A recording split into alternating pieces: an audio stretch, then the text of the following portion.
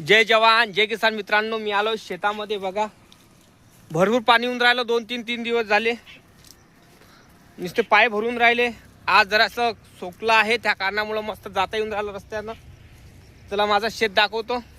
मी बघायला आलो. माझ्या शेतात मध्ये टाकली मी तूर आणि पराठी. कशी निघाली, काय निघाली, तुमचं पेरणं झाले काय नसं झाले कमेंट करून सांगा. आणि कोण कोण आपला व्हिडिओ बघून राहिले, कोणा जिल्ह्यातून कोणा गावातून बघत असाल तर कमेंट करायला विसरायचं नाही. चला माझं शेत दाखवतो तुम्हाला कसं आहे. बघा बाजूवाल्यानं तूर पेरली, 400 रुपये किलोची तूर पेरली ह्या माणसानं. बघा मधात काय पेरलं काय मालूम, काहीच दिसून राहिलं नाही. चला मग दाखवतो. बघा रस्ता मस्त सोकलेला आहे. आता जसा लिंबाचा पाला खून घेतो, म्हणजे कसा लिंबाचा पाला खाल्ल्यानं पोटातले जंतू मरून जातात. ते तुम्ही खात असता काय? खात जा, पोटातले किटाणू मरून जाते. किरमी कारम्या हागून नाही लागत. चला मग बघू शकता आमचं शेतातलं वातावरण दाखवतो. इकडून आजूबाजूवाल्याची हे आहे काय संत्रा. हे बघा बाजूल्यानं मस्त सोयाबीन पेरलं. सोयाबीन मस्त निघालं त्याचं. बघू शकता हिरवी दिसून तुम्हाला सोयाबीन. बघा एवढं राहिलं पेराचं त्याचं. कारण इथं पंप फसत होतं, पंप सोडलं असं पीक बहुतेक, मला असं वाटतं इथं बहुतेक सोडलं असं. ते आमच्या आल्याकडे करवंद पण आहे. करवंद दाखवतो बघा. हे करवंदाची झाडं दिसलं, दिसले काय? बघा त्याला सोयाबीन लोकांनी पेरलेली. बघा सोयाबीन, बघा बघा कशी आहे सोयाबीन. दिसलं, हे आपलं नाही आहे, आपलं नाही आहे हे. अरे म्हणा ह्या कालवा शेतामधून गेलेला. बघा इथे पण सोयाबीन पेरलेली आहे. बघू शकता हा संत्र्याचा बगीचा. बघा हे आपल्या शेतातला टावर दिसला. टावर बघा किती मोठं टावर आहे. बघितलं, सांगतो तुम्हाला. पहिला दिवस माझा शेतातला वावर पेरलं तेव्हापासून शेतात आलो यासाठी. आपण 400 रुपये किलोची तूर लावली शेतात. बघू आता कशी निघाली तूर, काय निघाली. सरकी लावली 950-1000 रुपयाची बॅग रेवणची. बघू आता तूर सोयाबीन कशी आहे, सोयाबीन पयाटी कशी आहे.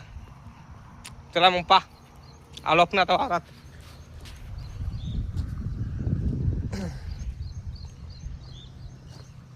हे आपली तूर, पराठी साधी दिसून राहिली. खांड्या नाही आल्या. बघा तूर,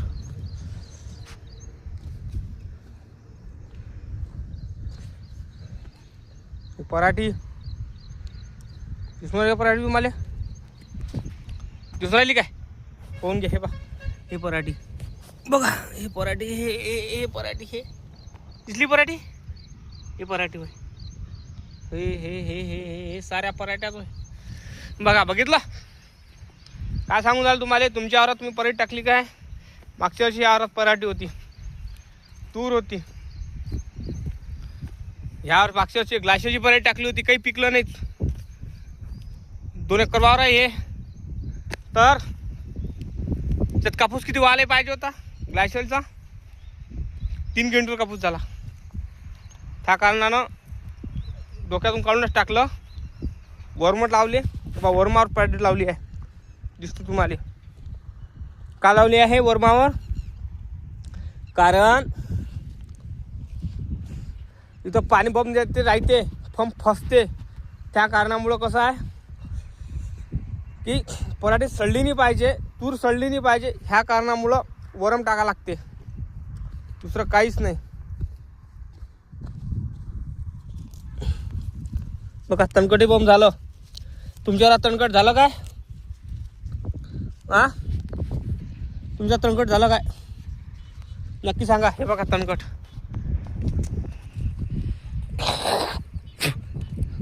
कोळू कोळू झालं माहिती. तोंड कोळू कोळू. तुमचं काय होईन हो. लिंबाचा पाला खात जा, खाणं चांगलं आहे. बघा पराठी कशी निघाली बघा, एक सोय दिसते.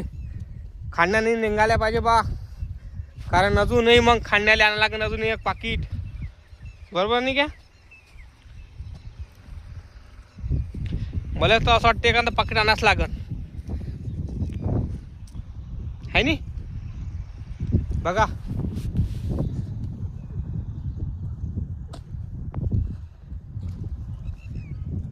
असं पाणी साचते इथं.